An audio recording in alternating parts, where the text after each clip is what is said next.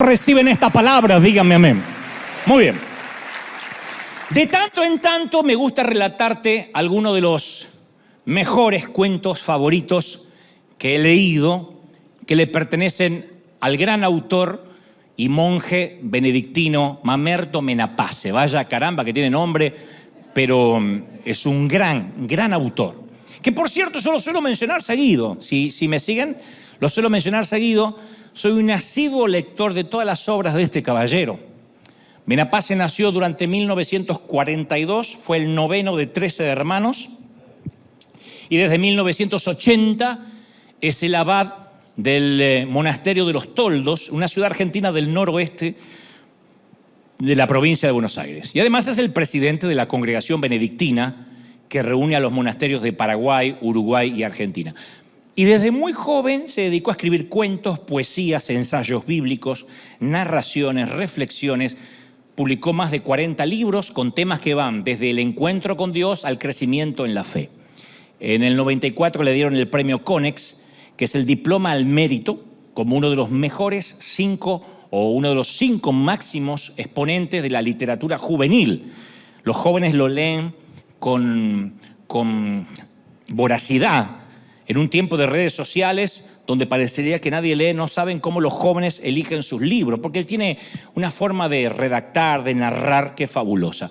Hace poco cruzamos algunas líneas, me sorprendió ver su correo electrónico, dice que estaba agradecido que yo lo había mencionado, y yo le dije, no, al contrario, me honra mencionarlo, y gentilmente me invitó a tomar unos mates, que es una infusión argentina, en los Toldos. Dijo, nos tenemos que encontrar. Y uno de esos cuentos que más amo, que alguna vez también te conté cortito, pero es extraordinario, se llama La ostra perlífera. Era una ostra marina, dice el cuento, no era un caracol. Su nombre era Marina. Era un bicho de profundidad y como todas las de su raza, había buscado la roca del fondo para agarrarse fuertemente a ella.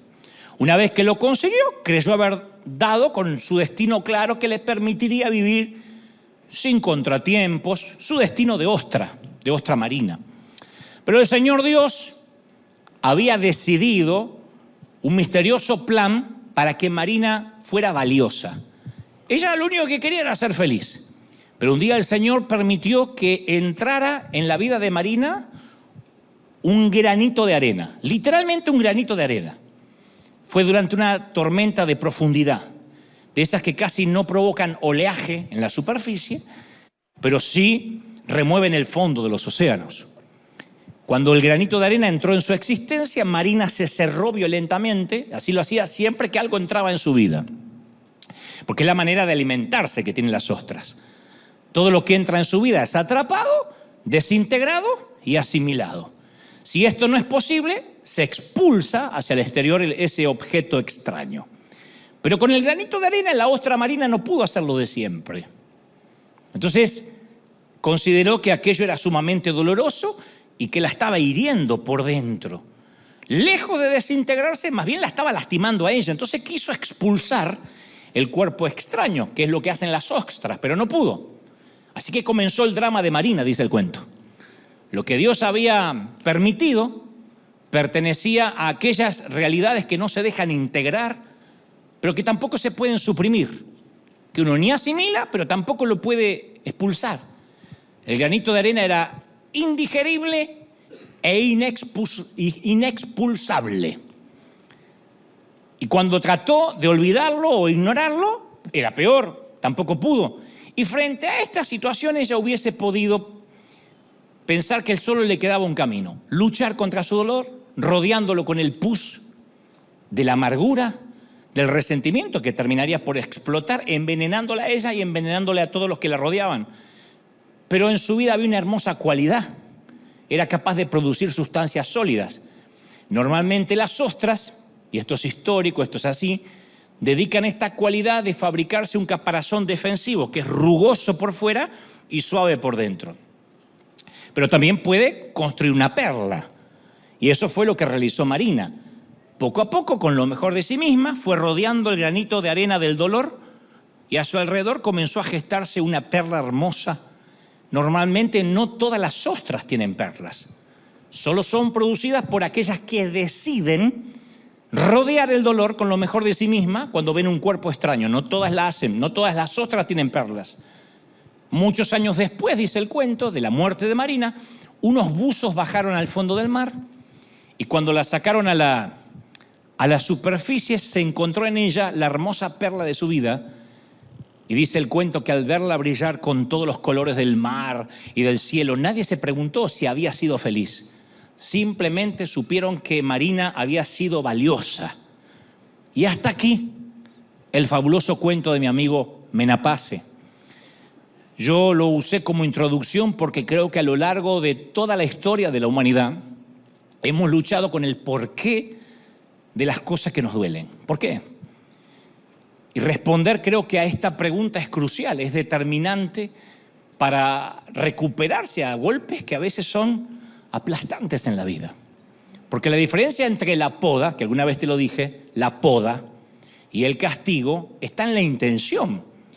Entonces a veces uno tiene que analizar por qué estoy sufriendo, por qué me está pasando lo que me está pasando. No somos propensos a decir es Satanás, es el diablo. No siempre.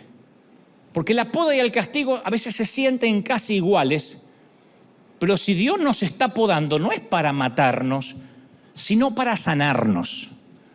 Es la diferencia entre experimentar la hoja de un cuchillo en un ataque y la hoja de un bisturí en una sala de operaciones. El cuerpo responde de la misma manera que si estuviese siendo atacado, aun cuando el cirujano tenga que cortar delicadamente la carne para salvar nuestra vida. Pero la intención es lo que produce el resultado diferente. Si sufrimos el ataque con un cuchillo en un atraco y no lo tratamos, ¿qué hace? El cuerpo se deteriora, se infecta, morimos. Pero por otro lado, cuando el cirujano, insisto, hace una reparación, el dolor de nuestro cuerpo nos conduce a la curación, a la recuperación. Lo diferente de la intención no anula el dolor, duele igual. Una mamá sabe que si le están haciendo una cesárea, va a tener felicidad en minutos cuando ve a su bebé. Pero no por eso no le duele. Dice, bueno, no me duele porque tengo la felicidad, supera el dolor. No, el dolor está ahí. Y le va a costar, y le van a tirar los puntos, le va a costar caminar. Lo mismo cuando nos operamos para extirpar un tumor, duele. Pero cambia el enfoque, le encontramos un propósito al dolor. Hay momentos que tenemos que decidir, o nos aguantamos el dolor de muelas, o nos aguantamos el pinchazo para que nos arreglen la muela, nos hagan un root canal, un tratamiento de conducto, o nos quiten la muela, como cuando éramos chicos que llegábamos a los 7 años sin diente. Porque no se salva, decían, no se salva, hay que arrancar. Ya le va a salir otra. A mí me dijeron eso hasta los 20 años, ya le va a salir otra, no me salieron más después. Entonces, esta diferencia de la intención se refleja en la forma que uno percibe el dolor. Podemos reconocer a veces que hay semillas que están siendo enterradas para echar raíces, para producir fruto, o podemos asumir, no, yo estoy siendo enterrado vivo. Estoy asfixiado por la gravedad de lo que me pasa en la vida. Yo no siento que el Señor esté haciendo nada.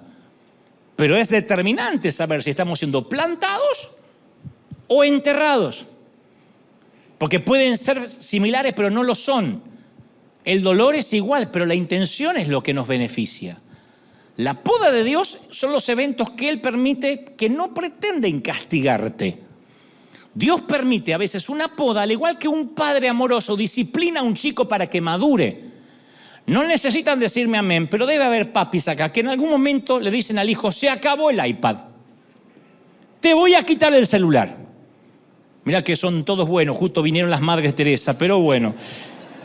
La intención es castigarlo porque te gusta verlo sufrir o que aprenda una lección, o levanta las notas en el colegio o no tiene ciertos privilegios. Eso es una poda. Cuando las madres se ponen en cara de migra y dicen, te voy a sacar todo, y le quitan todo al hijo, hasta tanto el hijo mejore la conducta. Proverbios 3:11 dice, hijo mío, no desprecies la disciplina del Señor, ni te ofendas por sus reprensiones. Digo, por si hay algún ofendido. Porque el Señor disciplina a los que ama como corrige un padre a un hijo querido.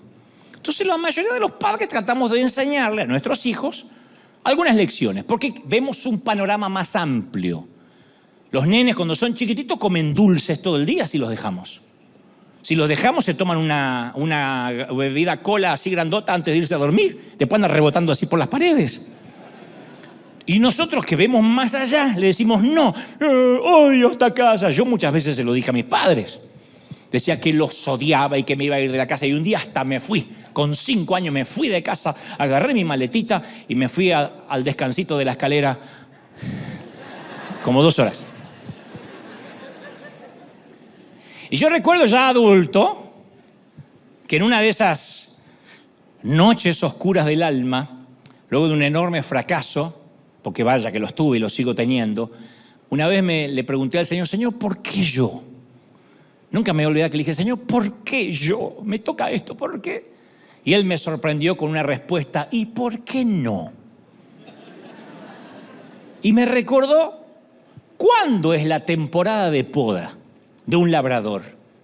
La poda ocurre después de una cosecha y antes de una nueva cosecha.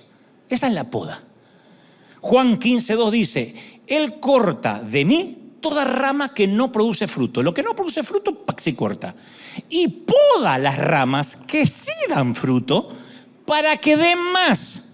Mi papá tenía huerta. Y cuando él agarraba la poda, las podaba. Y cuando la planta estaba tan linda, según mi criterio, y él la dejaba flaquita, finita. Y yo le decía, ¿pero por qué? Me dice, porque toma más fuerza y ahora va a tener más flor o más fruto. Y nota que Jesús no dijo que poda alguna de las ramas que dan fruto. Él dijo, recorto cada rama fructífera.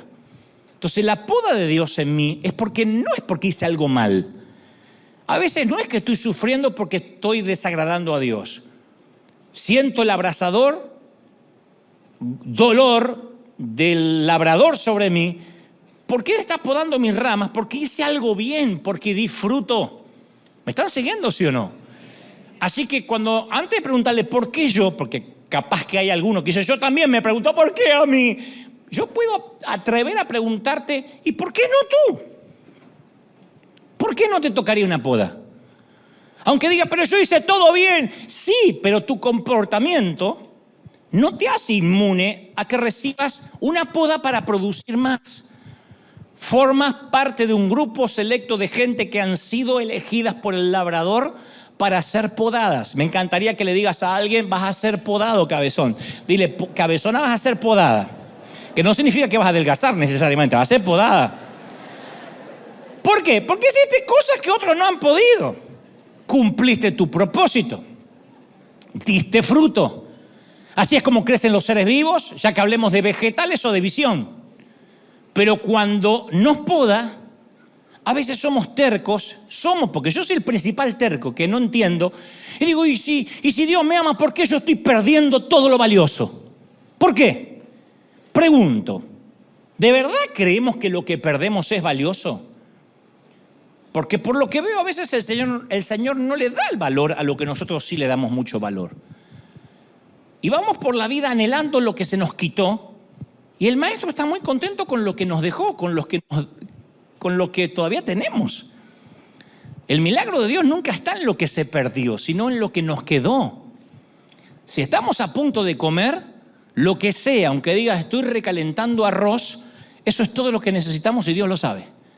Si te quedan 2 pescados y 5 panes, eso es todo lo que necesitas.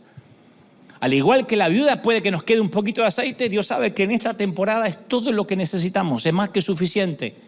Y a esta altura del año, cuando faltan 3 semanas para terminar el 2022, el Señor quiere que comencemos a mirar lo que nos queda y dejemos de lamentarnos lo que perdimos. Lo que perdimos ya está. Lo que se fue, se fue. No podemos anclarnos al pasado. Uno tiene que decir, ¿qué me queda? La bendición de Dios no está en lo que perdiste, sino en lo que te quedó. Y en lo que te quedó es más que suficiente para que tengas victoria, para que te vaya bien y para que emprendas un año en bendición. ¿Tú lo crees de verdad, sí o no? Ahora, si fuera valioso, vamos a pensar esto, si fuera valioso lo que nos cortó el Señor, ¿creeremos de verdad que el Señor lo habría cortado si era valioso, si Él veía que lo necesitábamos? Si el Señor, con toda la sabiduría, nos quitó lo que sabía que nos iba a pesar durante la siguiente etapa del viaje de la vida, ¿Por qué estamos buscando la manera de recuperarlo? Hay cosas que tenemos que dejarlas ir, con todo el dolor del alma. Porque al podarnos, el Señor nos está ayudando a que solo llevemos lo que necesitamos a donde Él quiere que vayamos. Hay cosas que nos va a quitar. Él sabe que la bendición de la cosecha de la temporada pasada puede convertirse en una trampa para el futuro. Entonces, cruzar hasta la bendición de Dios va acompañado por un proceso de poda. ¿Me están siguiendo, sí o no? Yo no sé cómo es el proceso en tu vida, de verdad. Porque Dios tiene un llamado personalizado para cada quien. Así que las podas podrían ser específicas y únicas. En esto se juegan todo tipo de variables. Las cosas que Dios te podará, dirán, ¿pero qué me va a podar el Señor? ¿O qué me podó? ¿Cómo entiendo qué fue lo que me podó Dios y qué es lo que me quitó el diablo? Bueno, va a depender mucho del lugar de donde vengas hasta de donde Él te quiere llevar. Y Dios solo conoce eso, no me voy a meter. Tal vez Dios quiere quitarte algunas relaciones cancerígenas. Lo hablamos todo el año. Relaciones que te drenan, que te vampirizan. A veces Dios tiene que quitarte parientes con todo el dolor del alma, son sangre. Pero son parientes que te drenan y llegan a estas fiestas y estás pensando cómo voy a reaccionar, con quién la vamos a pasar y seguro que va a sacar acá el tema y seguro que antes de las 12 nos estamos peleando todo. Entonces hay momentos en que tú dices, hay que cortar. Y cuando Dios remueve algo de nuestras vidas, no es porque está tratando de quitarte algo. Está haciendo lugar para una cosecha nueva. Está haciendo lugar para lo que Dios te va. ¿Cuántos reciben esta palabra? Díganme amén. Es un intercambio. Siempre obtienes algo mayor. ¿Por qué? Porque Dios devuelve mucho más de lo que nos quita. Cuando nos dicen de la Catedral de Cristal, váyanse los hispanos. Nosotros éramos un departamento hispano de una iglesia anglo. Y cuando el Señor nos dice, váyanse de acá, porque no hay lugar para ustedes, de esto ya hace 9 años, yo dije, Señor, ¿por qué nos quitas un lugar donde congregarnos? Yo no podía ver que el Señor tenía una arena propio para darnos, un lugar para que estemos juntos, para que no dependamos de nadie. Dios dice, si te quito, estoy haciendo lugar. ¿Recibes eso, sí o no? Entonces, cuando Dios quita algo, o a alguien de nuestra vida, está desocupando su disco duro, nuestro disco duro, para una actualización. Y el hecho, como dije el domingo pasado, que estemos peleando grandes batallas significa que estamos cerca de bendiciones más grandes. Tus heridas de batalla son un testimonio de que has sido podado. Es imposible que yo te considere creíble hasta que no vea las marcas del labrador que tienes para ofrecer. Lo que me hace creíble a mí, si acaso lo soy, es que las marcas del labrador se ven, no las oculto. De igual modo, si queremos algo grande nos va a costar todo. Independientemente de donde te encuentres en la vida, yo lo dije una vez y lo voy a decir otra vez, tú pagaste un precio para estar aquí. Esto parece nimio, parece pueril, pero te sorprendería el número de personas que no consideran cuánto le costó ser ellos mismos. La gente que mira de otros países, a los que vivimos acá, a los que somos inmigrantes, no a los que nacimos, a los que nacieron acá, a los que somos inmigrantes, a veces dicen, qué lindo, ustedes se fueron a Yanquilandia, allá donde abren el grifo y llueven dólares. No es así. Todos pagamos un precio de desarraigo, de dolor. Ya seas un jefe, un cónyuge, un padre, una madre, entregaste algo a cambio para estar donde estás y ser quien eres. Muéstrame una mamá y yo te voy a mostrar, sea una mamá jovencita o una mamá adulta, te voy a mostrar una mujer que dio muchas cosas a cambio. Su soltería, su independencia. Porque los hombres seguimos siendo independientes. Los hombres hacen hijos y siguen su vida. A la mujer se le detiene en primera instancia, a priori, por 9 meses su vida. Y después, cuando tiene el bebé, ¿qué hace? ¿Ahora sí vuelvo a mi vida? ¡No! Sigue. Muéstrame una mamá y yo te voy a mostrar a una mujer que entregó mucho a cambio para poner un hombre o una mujer de bien en la vida. Entonces, independientemente de cuál sea tu trasfondo, siempre intercambias algo de valor para poder llegar a la persona, para poder llegar a ser la persona que Dios quiere que seas. Entonces yo pregunto, ¿qué estás dispuesto a negociar a cambio de tu futuro? Porque nadie se matricula de la noche a la mañana de grandeza. Se desarrolla durante un periodo donde Dios te poda para que llegues a ser la persona que Él te diseñó. Si alguien dice, sueño con que Dios me dé lo que tiene Dante, no, tú no quieres mi poda. Tú no quieres pasar lo que yo pasé, nadie lo quiere. Porque esas transiciones son las más dolorosas, la poda. Pero yo no pierdo el hecho de que Dios está comprometido a podarme para que yo dé más fruto, pero habrá pérdida. Hay cosas que vamos a perder. Si no perdemos, no vamos a ganar. No pretendo que me digan amén, tampoco me miren con esa cara de franceses, pero por lo menos hagan así. Hablaba una vez con una dama que me dijo, siento que toqué fondo, Dante. Toqué fondo. Y yo le dije, ¿qué había? Y me dicen, ¿dónde? ¿Cómo que en dónde? ¿No me dijiste que tocaste fondo? ¿Qué había ahí? De verdad le dije, ¿qué había ahí? Porque Jesús pronunció una parábola en Mateo 7, dijo, por tanto, el que oye estas palabras y las pone en práctica es como un hombre prudente que construyó sobre la roca. Cayeron las lluvias, vinieron los ríos, soplaron los vientos, azotaron la casa con todo. La casa no se derrumbó porque estaba cimentada, fundamentada en la roca. Por eso, si pasa lo peor, ¿qué vas a encontrar cuando toque fondo? Toqué fondo, ¿y qué hay en el fondo? Porque las personas que hemos tocado fondo tenemos el derecho a informar la veracidad que Dios está en el fondo. En el fondo se encuentra Dios. Cuando toca fondo, hay roca. ¡Aleluya! Hay roca. Ahora, que haya roca en el fondo, ¿nos hace inmunes a las tempestades? No. A las muertes, a los despidos, al rompimiento de relaciones, a la gripe. No.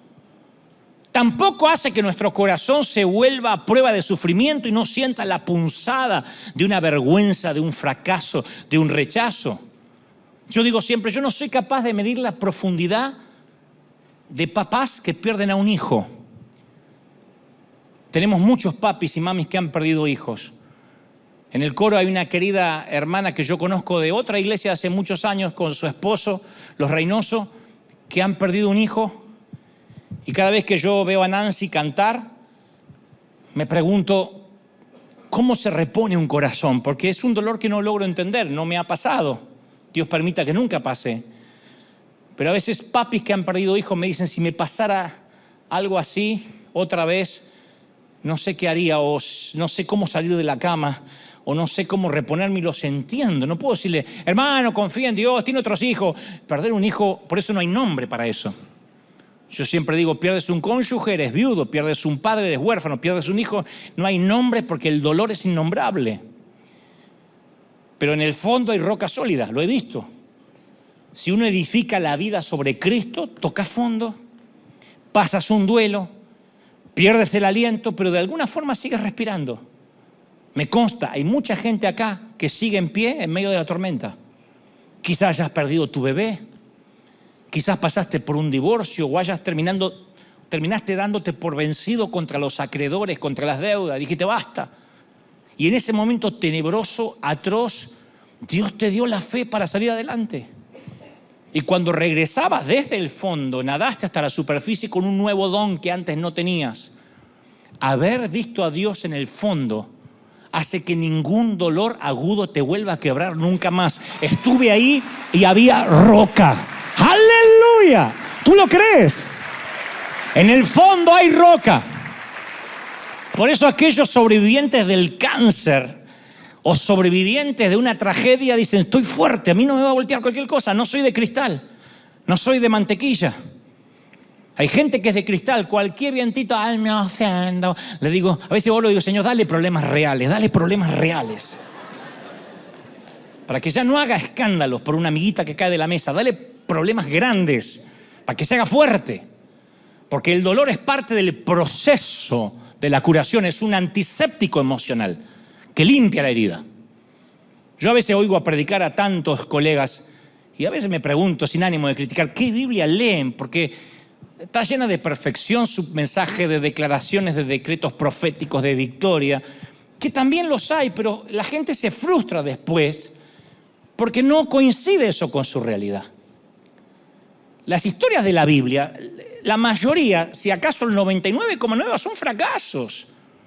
Violencia, sexo descontrolado, asesinatos y una gran cantidad de cosas que no queremos mencionar porque tenemos temor a que piensan que las estamos aprobando. Y no estoy desvalorizando la Biblia, la estoy acreditando. Porque cuando vemos la Biblia sin toda esa higiene que le hacemos, nos damos cuenta de lo reales que somos. Todas las historias de aquí están porque son nuestra historia. Yo me cansé de chico escuchar acerca de la Biblia desinfectada y no predicar de aquellas cosas que no podemos explicar. No, la Biblia es la Biblia, está escrita con tragedias, fracasos, porque son nuestra historia. Las historias de vida esterilizadas, higienizadas, son inventos para controlar la moral del pueblo, el comportamiento de la gente. Entonces no hay que moralizar la Biblia, no hay que hacerla aséptica. El dolor es un gran profesor de teología. El dolor es un entrenador de la vida. Nada obtiene tanto nuestra atención como el dolor, ¿sí o no? Revela qué necesitamos sanar. Reorienta nuestras prioridades.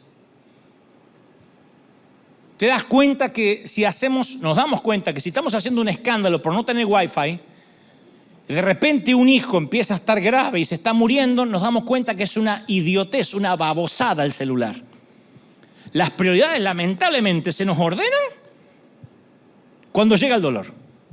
Igual que a nuestros hijos. No levanta las notas hasta tanto pierde derechos. Cree que puede faltar al colegio todas las veces que quiera hasta tanto el padre se pone firme, la mamá, y dice se acabó. El dolor nos ordena los patitos. Job perdió todo. Sara luchó contra la infertilidad.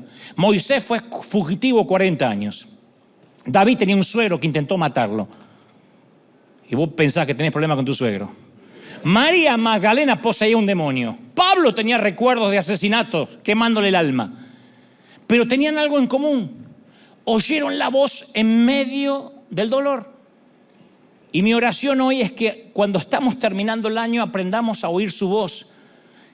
¿No será que lo que estás pasando, lo que estoy pasando es una lección que Dios está tratando de enseñarnos y no nos damos cuenta? ¿No será que hay un área de nuestro carácter que Dios quiere moldear y que no podemos oír a menos que venga este dolor? Nosotros podemos ignorar los sueños, los deseos, las puertas abiertas, los impulsos y las personas. Pero no hay una persona que pueda ignorar el dolor. A mí se me clavó una astillita estos días en el pie, me dolía hasta la rodilla, una astillita así. No podía ignorar el dolor, una astillita. Y a veces en la vida una astilla nos saca un comportamiento adictivo. Lo usa para sacarnos de una situación adversa, lo usa para sacarnos de una relación abusiva. Yo conozco un montón de mujeres que si no les hubiese dolido el matrimonio, hubiesen estado con ese abusador el resto de su vida. Lo que Dios ha juntado lo separa el hombre. Si Dios no lo juntó, te lo buscaste sola. Y me consta de tipos abusivos, tipos que las denigran, no solo sexualmente, moralmente, psicológicamente, espiritualmente. Y la pobre aguantando años. Si ese dolor no está allí, no tomas la decisión. Y no soy pro divorcio, lo que estoy diciendo es que hay un momento que uno tiene que decir hasta acá. Soy valioso, valgo más que esto. Lo que pasa es que cuando sufrimos, sentimos que estamos solos. En un desierto, que nadie más sufre como nosotros. El Salmo 107:4 dice, vagaron por el desierto, por lugar desolado. No hallaron camino, no hallaron ciudad habitada, hambrientos y sedientos. El alma desfallecía en ellos. Entonces en su angustia, clamaron al Señor y los libró de las aflicciones. No habrían clamado al Señor sin angustia. Y te voy a contar algo que quizás no vistes.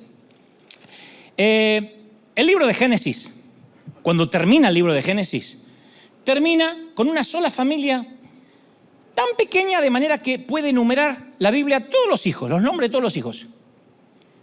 Vamos al libro de Éxodo, primer libro de Éxodo, que es el que sigue a Génesis. Y comienzan con una muchedumbre de millones de esclavos bajo el gobierno del hostil faraón. Y en ningún lugar se halla el relato de lo que sucedió en 4 siglos del medio. Hay 4 siglos entre Génesis y Apocalipsis. Génesis y Éxodo. 4 siglos. Yo no he escuchado un solo sermón sobre la brecha entre Génesis y Éxodo. Durante 4 siglos, son 400 años, el cielo estuvo callado. ¿Qué hace Dios después de estar callado 4 siglos? Hace la exhibición de poder que jamás se había visto ni se ha vuelto a ver. 10 veces Dios interviene en una escala tan masiva que no quedó en Egipto una persona que dudara de que Dios existiera. Millones de ranas, piojos, moscas, granizo. Faltaron suegras, una plaga de suegras, para demostrar de manera empírica que el Señor era real. Durante los 40 años siguientes, Dios los alimentó, los vistió, les planificó el itinerario durante todos los días. Sale Dios del silencio, habla con voz audible, se hace visible. Y aquí quiero destacar una cosa que dije a principio de la pandemia. El poder de Dios y cualquier poder puede conseguir casi todo menos el amor. No hay un despliegue pirotécnico de omnipotencia que pueda hacer que Israel lo amara y confiara en él. Por eso no me gusta tanto confiar en las cruzadas de milagros y haga lo que no podía hacer, corra para allá, agáchese, aleluya, porque el incrédulo no va a hacer que eso ame a Dios. Está pensando, es fraguado, la viejita está contratada, debe ser la madre del pastor. El poder no logra que nadie le ame. Nadie. Si alguien está pensando, ¿por qué Dios no baja y habla y que todo el mundo lo vea vía satélite y se convierte en todos? No se convierte en nadie. Van a decir que son ovnis, que es un efecto visual, que en realidad no es Dios, es Trump. Van a decir cualquier cosa. El poder no consigue lo que el amor. Esto se ve hasta hoy. En cualquier cárcel o cualquier régimen hegemónico, los guardias, la policía tiene un poder casi ilimitado. Nicaragua, Venezuela, Cuba. A base de fuerza pueden hacer que la gente renuncie a Dios. Les racionan el papel higiénico, los huevos y la harina. Pueden hacer que maldigan a su familia, que coman estiércol, que pierdan la dignidad por completo. Una sola cosa no puede lograr un gobierno hegemónico ni dictatorial, ni siquiera los guardias de una prisión. No pueden lograr que la gente los ame. El amor no opera bajo las reglas de poder. Los milagros de Dios no logran que sus hijos lo amen más. Si yo entiendo esto, voy a concluir que cuando Dios hace silencio y me lleva al desierto y hay dolor, es porque me ama demasiado, porque quiere hablar conmigo, porque me quiere silenciar. Si estamos en un desierto de dolor es por amor. Salmo 3:5 dice, yo me acosté y dormí y desperté porque Jehová me sustentaba. Su palabra indica que aunque estemos descansando, Dios continúa trabajando para nosotros. Los tiempos de oscuridad son para que descanses. ¿Me están siguiendo? Eso le decimos a nuestros hijos. Hijito, los tiempos de oscuridad son para que descanses. Este tiempo es para que descanses. No puede hacer nada. Ahora, convengamos que Dios contesta oraciones. Yo he visto personas sanadas, dejar mudo a los galenos, a los doctores. He visto a parejas infértiles dar a luz. He visto personas perder sus empleos, orar y con rapidez conseguir empleos que le pagan el doble. Muchas veces es así, la fe da resultado. Pero para serte sincero, a veces la gente ora y no pasa nada. Oramos y no pasa nada. Aparece el desierto. Y hacemos la oración la más honesta, lo más profundo del corazón y no hay respuesta. O a veces Dios dice, no, como te dije el domingo pasado, no, bástate con mi gracia. No cambia el hijo, el cáncer se esparce, te dicen la metástasis creció.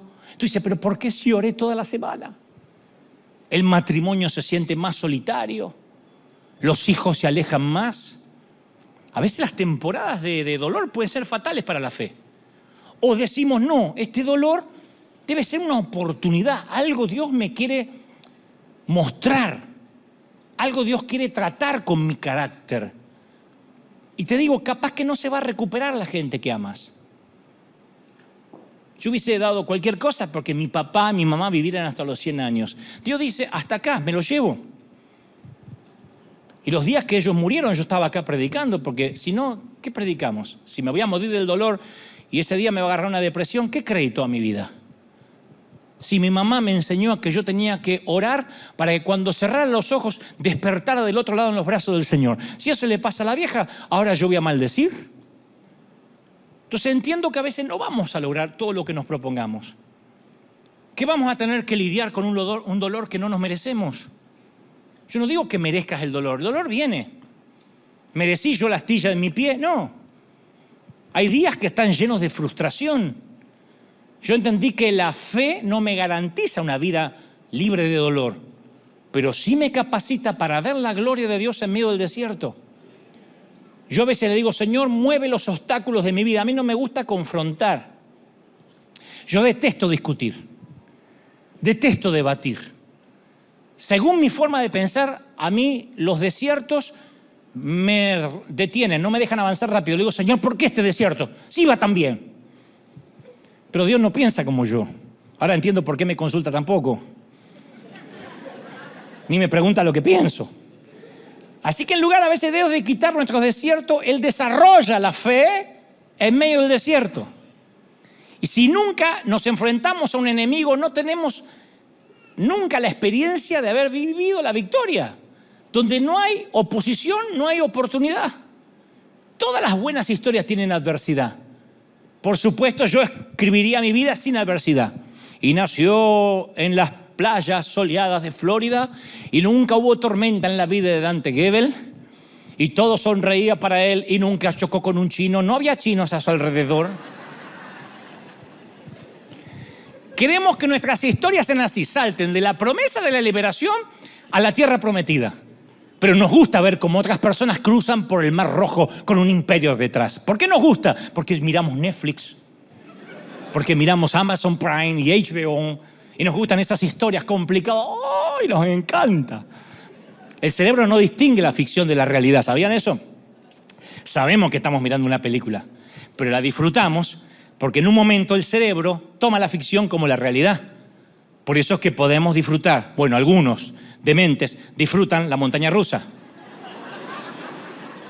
Porque el cerebro no distingue qué es una montaña rusa. Le agarra el mismo miedo que si se estuviera cayendo al vacío de un avión. El cerebro no distingue la verdad de la ficción. Entonces a veces sufrimos y mirando una película, ¡ay, la dejó! No la dejó, es Julia Roberts.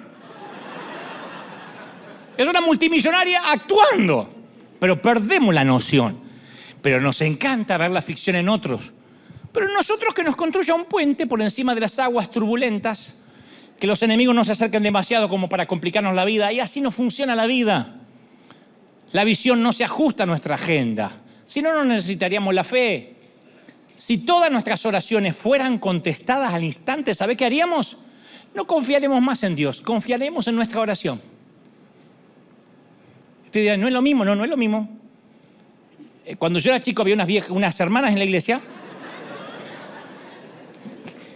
que yo le decía, quiero hablar en lenguas. Dale, hijo, oramos y Dios te lo va a dar.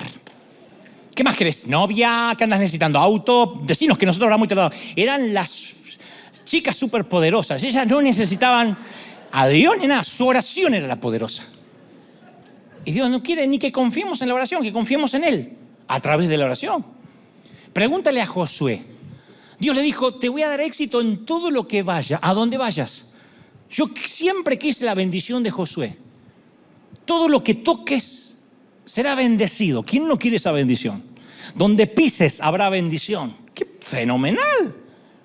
Pero después yo veo todo lo que le pasa al pobre Josué. La ansiedad, los cambios, el sacrificio que vienen dentro del paquete. Claro, la historia detrás de la gloria. Siempre. Nunca podemos la gloria sin pasar por la historia. Eso se llama proceso. Detesto hacer repetir a la gente, pero cómo me encantaría que no te lo olvides. Di conmigo proceso. Proceso. Entre la promesa y la paga hay un proceso. Si no sabemos cómo procesar el proceso, es probable que no lleguemos a la tierra prometida. Y muchos pierden la recompensa porque no soportan el proceso. Son los que quieren cobrar antes de trabajar. Es parte de la naturaleza saltar de la promesa a la paga. ¿Quién no quiere llegar rápido a lo bueno? Pero el proceso es invaluable. El proceso es un tiempo de fortalecimiento. El proceso es el momento donde aprendemos a depender absolutamente de Dios. Y lo más importante que eso El proceso es la forma en que crecemos para conocer más a Dios. Hay una querida chilena, una psicóloga a quien le mando un saludo, se llama Pilar Sordo, que ella dice, querida autora, conferencista, dice: yo he visto cómo los argentinos hacen el asado. Así hablan los chilenos. Los argentinos cuando hacen el asado ponen la carne a las 10 de la mañana para comer 3 de la tarde. De pasito a pasito. Abren el vino, una picadita, para estar ahí, unas botanas. Y mientras la carne la van mirando, la van observando, le dicen cosas bonitas: qué buena carne, qué buena pierna tiene esa vaca.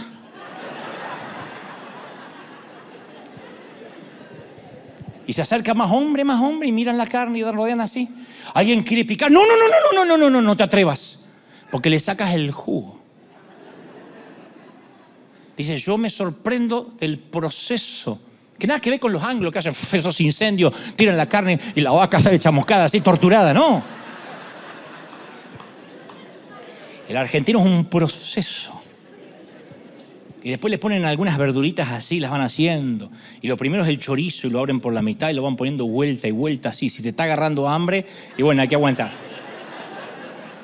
Y ustedes dicen, ¿por qué Pilar Sordo, la famosa psicóloga, habla de esto? Porque dice, estimados hombres, así son las mujeres en el sexo, igual. No arrebaten la carne. Y ella usa la palabra, pasen por el proceso. Eso dijo la... Pero no sea arrebatada la hermana. Pasen por el proceso, no es... ¡El fuego! No, y ese es el punto. Claro, agarrar el chorizo así, no. Vuelta y vuelta. Y una de las cosas que más me irrita es cuando alguien arruina la trama de la película y te la espolea. El final de una película, una serie. ¡Ah! Estás viendo la serie que al final se descubre que el policía era el corrupto. Tu abuela. Miro, me arruinó 16 capítulos. Porque cuando el tipo me cuentan que al final es un corrupto o que se salva al final, arruina la experiencia. Uno quiere la tensión, el suspenso. La trama es el punto. ¿Qué tal si esa es la dinámica para nuestra vida? ¿Qué tal si Dios dice, no, acá no es llegar al cielo, es el proceso, la trama es el punto? El guionista escribió nuestra historia.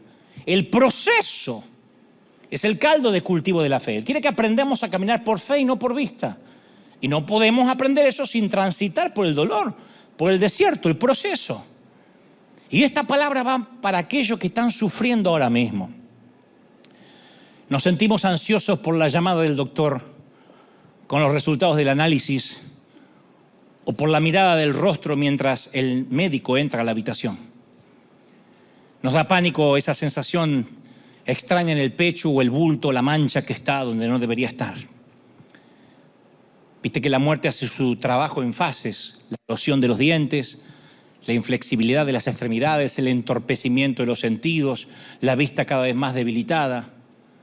Leía que según los centros federales para el control de enfermedades, las causas principales de la muerte son cardiopatía, cáncer, enfermedades respiratorias, Alzheimer, diabetes, nefropatía, neumonía y coronavirus, en ese orden.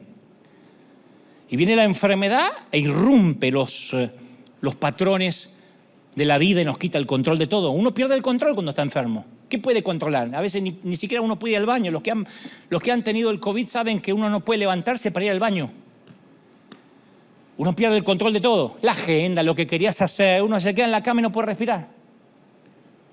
En el peor de los casos nos envían a instalaciones médicas costosas donde uno coloca en manos de extraños su vida. ¿Quién puede decir que el hospital es un lugar divertido? Son una conglomeración de agujas, tubos, un olor raro, píldoras, respiradores, puré, gelatina espantosa, sueros intravenosos, sin mencionar la ausencia de privacidad, donde la bata está abierta por atrás, para que todo el mundo te reconozca. Ahí va. Le pediste la ID, no, pero por el trasero esperes. Y nuestro problema es que no vemos más allá de la nariz. Solo sabemos que estamos sufriendo, que queremos acabar con el dolor. Pero a veces si viéramos cómo nuestro dolor encaja en la perspectiva de Dios, veremos que hay cosas peores que esta temporada que nos toca pasar. Capaz que la enfermedad es un eslabón necesario para un plan divino que Dios tenga que estar llevando a cabo. Hay gente que no entra a predicar a un hospital a menos que entre con una bata abierta por detrás. Y Dios dice, no quisiste entrar con la ropa formal, vas a entrar con una bata, pero vas a predicar. A veces a través del dolor es que llegamos a ser lo que Dios quiere que seamos. Pablo dijo en Romanos 8:18, lo que ahora sufrimos no es nada comparado con la gloria que nos revelará más adelante. Entonces yo no quiero trivializar la enfermedad, por favor, no la voy a trivializar ni faltarte el respeto. Pero según Pablo, de la perspectiva de Dios, los sufrimientos del momento presente en relación a la gloria de Dios no son nada. Y él lo explica en Filipenses 3:21. Dice, Cristo tomará nuestro débil cuerpo mortal y lo transformará en un cuerpo glorioso igual al de él. Eso sí o sí va a pasar. ¿Sería bonito ser sanados aquí ahora? Y sí, ¿quién no? Pero si nos espera el cielo, como te dije el domingo pasado, ¿de qué podemos quejarnos? Tenemos un gran médico que resucitó a su hijo, que dejó atrás una tumba vacía. Entonces yo quiero puntualizar lo que te dije el domingo pasado. Quiero que terminemos el año diciendo, Señor, tú sabes que yo amaría una salud mejor. Pero si tú no me la das, yo sé que mi cuerpo va a ser cambiado en gloria cuando llegue a los cielos. Eso es un agradecimiento que mueve los cielos como nunca. Cuando agradeces por la espina. ¿Están siguiendo, sí o no? Yo esta semana meditaba acerca del dolor de María, la mamá de Jesús. Yo pensaba cuando ella levantó, qué terrible, ¿no? Esto de ver a un hijo morir. Cuando ella levanta los ojos y ve a su hijito amado, clavado en vigas de madera rústica junto a dos criminales. Yo he visto a mamás destrozadas viendo a un chiquito asistido con respiración. ¿Sabes lo que es ver a tu hijo torturado? Un chiquito de 33. Uno sufre por cualquier hijo, aunque el hijo tenga 50. Un muchachito de 33.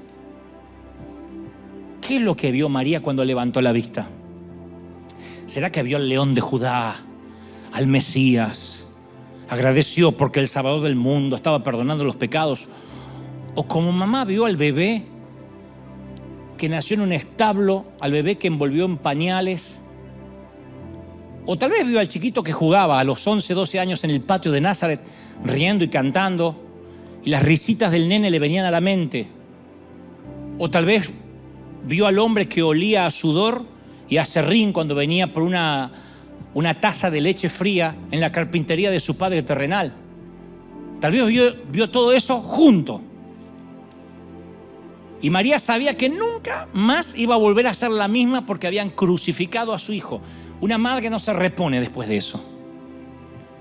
Ella lo había criado para que sea un buen chico, un buen hombre. Lo crió para que sea un hombre conforme al corazón de Dios y justamente todo eso fue lo que lo mató. Hizo todo bien.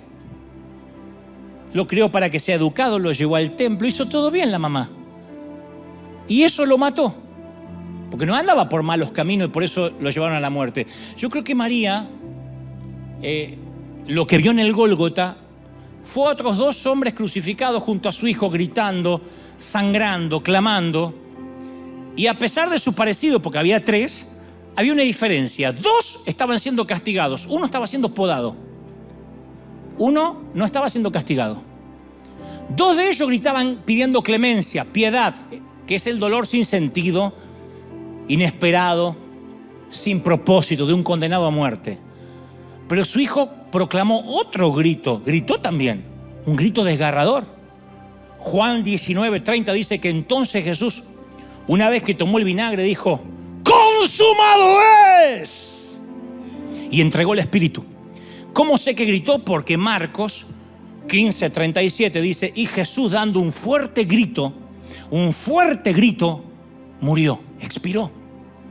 Entonces todo dice que ese fuerte grito fueron las últimas palabras de Jesús que apuntó como consumado es. Lo dijo gritando para que todos escucharan. Un grito que le dio a su Padre frente a todos. La palabra consumado viene del griego tetelestai, mejor dicho, tetelestai, que quiere decir pagado en su totalidad. Tetelestai era una palabra usada cuando una deuda quedaba pagada, cuando un siervo completaba la tarea encomendada de su amo. Tetelestai. El himno nacional argentino proclama 3 veces la palabra libertad. El himno dice: oíd mortales el grito sagrado, libertad, libertad, libertad. Ese es el grito sagrado. En México, cada 15 de septiembre celebran el grito de independencia de Dolores, allá en Guanajuato actualmente, atribuido al cura Hidalgo, Miguel Hidalgo y Costilla. Y fuera de cualquier broma o rivalidad futbolísticas, algunos otros más torpes nos quedamos sin voz por gritar por nuestro equipo, por una simple Copa del Mundo, que por una semana creemos que nos va a cambiar en algo, perderla, ganarla o empatarla. Por unas semanas creemos que nos va a dar algún beneficio. Tardaremos 1 mes o 2, y me incluyo, porque así de torpes somos, en darnos cuenta que los únicos beneficiados son los jugadores, que logran grandes fichajes luego del campeonato. Pero nuestra vida, ¿qué hace? Sigue girando, solo para descubrir que a veces el dolor no se fue. Está ahí, bajo la superficie de la euforia, del grito, de la camiseta, del gol, del penal. Pero solo hay un grito desgarrador que los siglos y la historia no podrán silenciar jamás. No es el de México, no es el de Argentina. Es el grito con propósito, tetelestai, consumado es, terminado, logrado, finiquitado, pagado en su totalidad. Ese es el único grito sagrado. Todo lo que nos toque pasar de ese grito para acá es un proceso. Todo lo que en la corta vida nos toque de ese grito para acá es un detalle menor. Así que hoy celebremos que hace 2022 años el león de Judá rugió el único y verdadero grito sagrado. El grito del dolor con propósito. ¡Celebra al Rey de Reyes! Dale una celebración grande. Dale una celebración grande al Rey de Reyes. ¡Aleluya! Celebra. Ese es el único grito sagrado. El único grito sagrado. Eso vale más que un gol en la final. ¡Consumado es!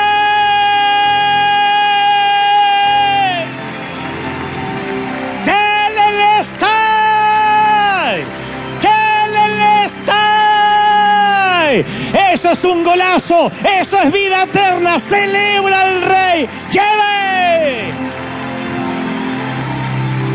Más, que se escuche en los 5 continentes. Es el grito sagrado en la cruz, el grito con propósito. Bendito sea Dios. Uy, impresionante. Levanta las manos al cielo, Padre. A los que están por primera vez, reciban al Señor en su corazón si así lo desean. En cualquier parte del mundo donde te encuentres o aquí en la ruina, dile: Padre, entra en mi vida, perdona mis pecados. Ayúdame, Señor, a ser mejor persona. Anota mi nombre en el libro de la vida. Gracias por la cruz, gracias por la resurrección. Y ahora todos levanta las manos y comienza a clamar.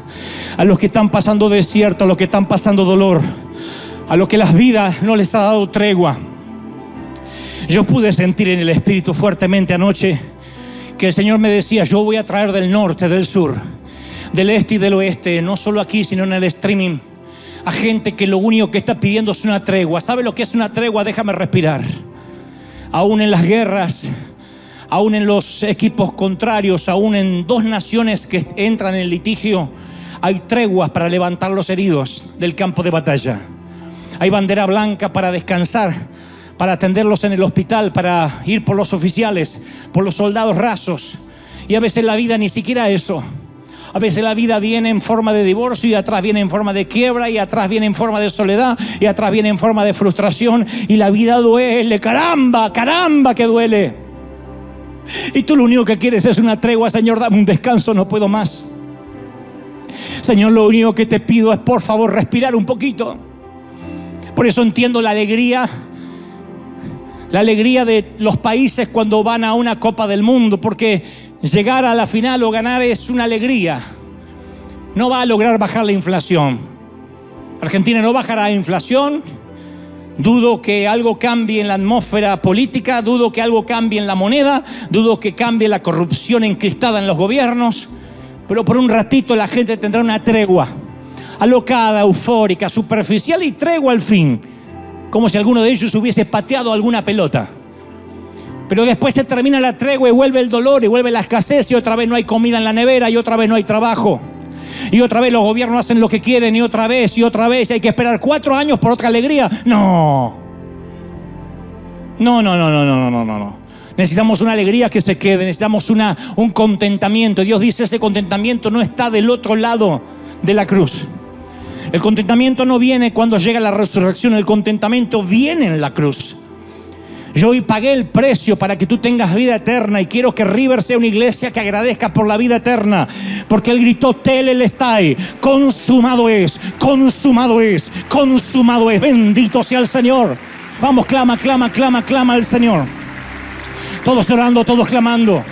Nos estamos yendo, pero antes, yo quiero que todo el mundo clame, que todo el mundo le diga, Señor, gracias por la cruz, gracias por lo que me ha tocado vivir. Eso hizo la mami que soy, el papá que soy, el hijo que soy, el inmigrante que soy. No importa si eres indocumentado o legal, no importa si eres extranjero o norteamericano. Dios dice, yo te estoy bendiciendo por el proceso, por lo que permití en ti, por el trabajo que me has dejado hacer, porque como el alfarero te deshice muchas veces y te volví a formar, como el alfarero te deshice y volví a formarte, yo soy, dice el Señor, yo soy tu Dios, yo soy tu bendecidor, yo soy el que abre camino. No temas, no te entregues, no te rindas, no bajes los brazos, no te entregues, no bajes los brazos, dice el Señor. Yo te bendigo, dice el Señor, yo te bendigo. Padre, hay gozo en la casa de Dios, pero hay un contentamiento genuino. Señor, no le he prometido a tus hijos victorias, decretos, ni profecías vanas. Les he dicho, es posible que la vida no sea un jardín de rosas, pero benditos sean los que no vieron y bienaventurados los que por fe creyeron. Y aún no viendo nada en esta tierra, creyeron y murieron y alcanzaron la promesa en fe. Bienaventurados aquellos que no vieron la promesa de este lado, pero confiaron que de aquel lado lo esperaba el Señor con los brazos abiertos. ¿Eres uno de esos? No lo sé. Levanta tus manos y dile, Señor, has hablado hoy, me has bendecido hoy, y estamos cerrando casi el año en victoria, en bendición. Yo proclamo palabra de liberación, palabra de bendición, palabra